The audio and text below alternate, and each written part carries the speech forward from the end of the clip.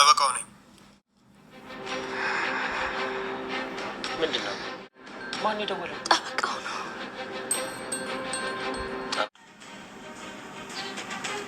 ሞቷል የተባለው ሰውዬ በህይወት አቆይቼው ነበር። አስወግደው ነበር ማለት ነው።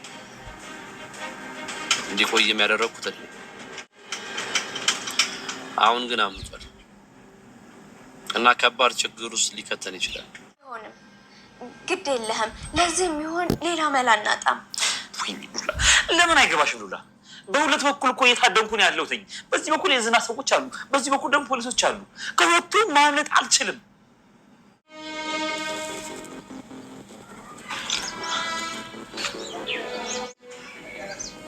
ይህ ምስኪን ሰው በእኔ ምክንያት እየተንገላታ። ቆይ አሁን አለሁ አልሞትኩም ብዬ ብሄድ ራሳቸው ይገሉኛል። ደግሞም አልሞትኩም ብዬ እንዳልከራከር እንኳ እንደ ሞትኩ ያሳምኑኛል። ምክንያቱም ክህደት እንደሆነ የአባቴ ነው። ቤታቸውን ግን መስቀልቀሉን ነው የምወጣው። እንዴት አትይኝም አልኩሽ። አንቺን ተጠቀም። ሰላም ውድ ቤተሰቦቻችን እንዴት ናችሁ? ልይ ሰላምታዬ በያላችሁበት የዓለም ዳርቻ ይድረሳችሁ። እግዚአብሔር ይመስገን ከኔ ጋር ሁሉ ነገር ሰላም፣ ሁሉ ነገር አማን ነው። ዛሬም እንደተለመደው በአዲስ ቪዲዮ ከች ብለናል። ዛሬው ግን ደስ የሚል ነው ማለት ነው። እንግዲህ የዝና ውድቀቱ እየተቃረበ ነው የሚገኘው ማለት ነው። እንዴት ካላችሁ ደግሞ እንግዲህ እንደሚታወቀው ጠበቃው እንግዲህ እጁን ሰጥቷል ማለት ይቻላል። እጁን ሰጥቷል ጋይሶች ማለት ነው። ማለት ተገኝቷል፣ ከነመድብል ጋር ተገናኝቷል። እሱ ደግሞ አንድ ነገር ነው ማለት ነው። ቤተሰቦቻችን እንግዲህ ጠበቃው ሞቷል ተብሎ እነ ሉላና ሞገስ ያሉበት ሁኔታ በጣም ከባድና አስጨናቂ፣ በጣም በቃ ከመቼውም በተወትሮ በተለየ መልኩ በጣም የሚያስፈራ የሚያስደነግጥ በጣም በቃ ትዕግስትን ህይወትን ሁሉን ነገር የሚፈታተን ሁኔታ ነበረ ማለት ነው ቤተሰቦቻችን። ግን አሁን በመጨረሻ እንግዲህ ጠበቃው አልሞተም፣ ካለመሞትም ደግሞ ከነመድብል ጋር ተገናኝቷል ማለት ነው ቤተሰቦቻችን። ይሄንን ነገር ስንጠብቀው ነበር ሁላችንም ጋይሳ። ምክንያቱም እነ ሉላና የነ ሞገስ ስቃይ በጣም በቃ ከሚባለው በላይ በጣም ስቃያቸው ይበዛ ነበረ።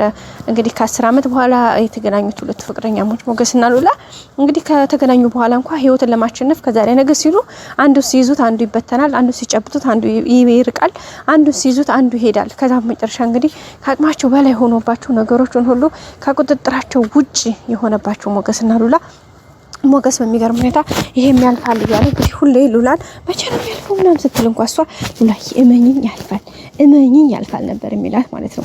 በቃ ደስ የሚል ቃል፣ በቃ እመኝኝ ያልፋል፣ ይሄንንም እናልፈዋለን፣ ይሄንንም እንሻገረዋለን፣ ነገ ሌላ ቀን ነው፣ ህይወት ይቀጥላል እያለ እንግዲህ መልካም ተስፋ የሚሰጥ ቃላት ነበር ሲነግራት የነበረው። ግን በመጨረሻ በማልታሰበና በማይገመት መልኩ ይሄ ነገር መጥቶ እንግዲህ ጠበቃውን ባንተ እጅ ጠፍቷል ተብሎ ቪዲዮ ሲላክለት በጣም ነድንገጥ ማለት እሱ ራሱም በእርግጥ መጥቶታል፣ ግን ላይሞት ይችላል የሚል ጥርጥር ሀሳብ ስለነበረው ይሄን ያክል አልተጨነቀም ነበረ። ግን በኋላ እንግዲህ የዝና የስንት ነው ማለት ወጥመድ ውስጥ ስለከተተው እንግዲህ በሚገርም ሁኔታ በዛ ልክ አስገብቶታል ማለት ነው። በዛም እንግዲህ በጣም ነበረ ያዘነው፣ በጣም ነበረ ውስጡ የተሰበረው። እንግዲህ መድብል ሳይቀር ሄዶ ቸክ አድርጎ እንግዲህ ዝና ቤተሰቦቹን ሁሉ አሳምኖ የእንግዲህ ጠበቃውን ሚስቱን፣ ልጆቹን፣ ቤተሰቦቹን ሁሉ አሳምኖ እንግዲህ ጎረቤት ዘመድ አዝማድ ሁሉ ነገር ተጠርቶ ድንኳን ተጥሎ ለቅሷቸውን ወጣው።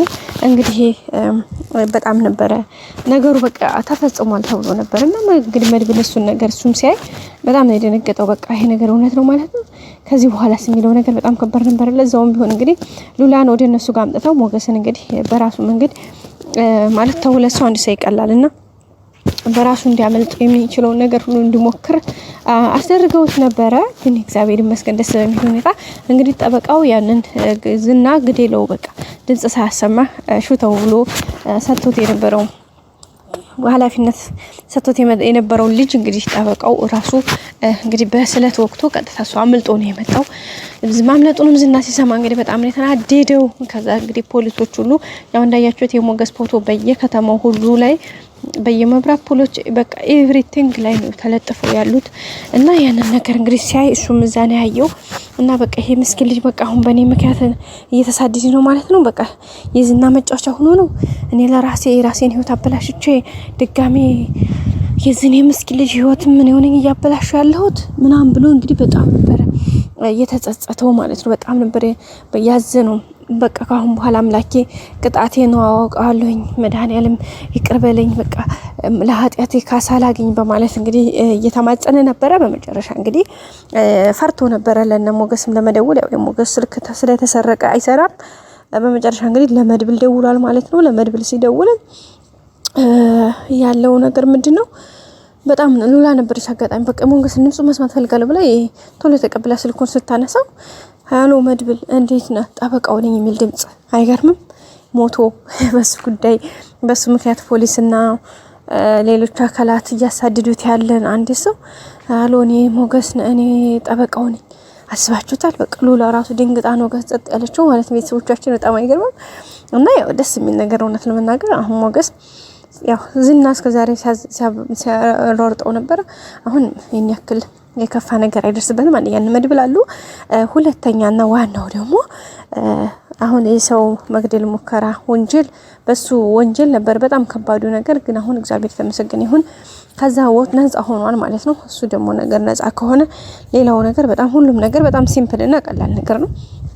አሁን በእርግጠኝነት ጠበቃውም እንግዲህ የሰራውን ስህተቱን ከሀስከበ ጠነቅቆ ስለሚያውቅ ስለሰራው ስህተቱ በራሱ መንገድ ስለተጸጸተ አሁን በእርግጠኝነት የነ ሞገስንም ክስ እንደገና በራሱ መንገድ አስተካክሎ የነ ሞገስ ገንዘባቸው ተለቆ የነ ሉላም አሪፍ ጊዜ እንደሚኖራቸው ልክ እነ ሞገስ እነ ብሩክ እንዳለፉት ያን ሞገስ ለምሳሌ ብሩክ ለምሳሌ በቃ ብዙ ቻሌንጆችን አልፎ ነው አይደለ ከማህሌት ጋር ከነዝና ጋር ከልጁን ለማሳከም ሌሎችም ነገሮች በብዙ ቻሌንጅ አልፎ ነው እዚህ የደረሰውና ስለዚህ አሁን ደግሞ በጣም ደስ የሚል ነገር ላይ ነው ያለው።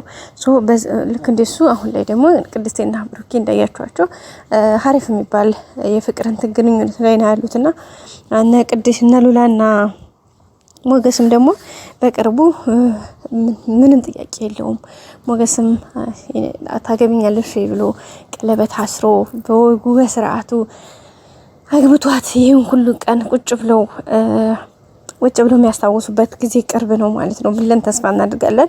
ያው እንግዲህ ጠበቃውም ወደ ህይወቱ ተመልሶ ልጆቹን ትዳሩን ራሱን የሚያስተዳድርበት ወደ ራሱ ስራ እንደሚመለስ ምንም ጥርጥር የለውም ቤተሰቦቻችን። ሌላው ማለት ደግሞ እንግዲህ እነ ብሩክና እነ መድብልን ወይም እነ ቅድስትን ለመበቀል እንግዲህ ብላክ ሚል ሰርታ ያመጣችውን ብር ለሱ ለመዋል ተፍተፍ እያለች ነው እንግዲህ እሱንም እነሱ አብረው ሆነው እንደሚወጡት ተስፋ እናደርጋለን።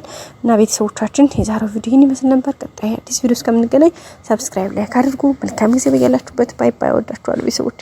ላይክ ያደርጋችሁ ላይክ አድርጉ፣ ሰብስክራይብ ያደርጋችሁ ደግሞ ሰብስክራይብ አድርጉ ፕሊስ። እውነት ነው መናገር ማለት ነው ዲያታየን ሳየው 10% ነው ሰብስክራይብ አድርጎ የሚያየኝ ሰው አይገርምም? 87% ጋይስ የምር ሰብስክራይብ ያላደረገ ሰው ነው። አስባችኋል? 11% ምናምን አካባቢ ነው። እና ቀጣይ ክፍል እንገናኝ። ሰላም ቆዩ።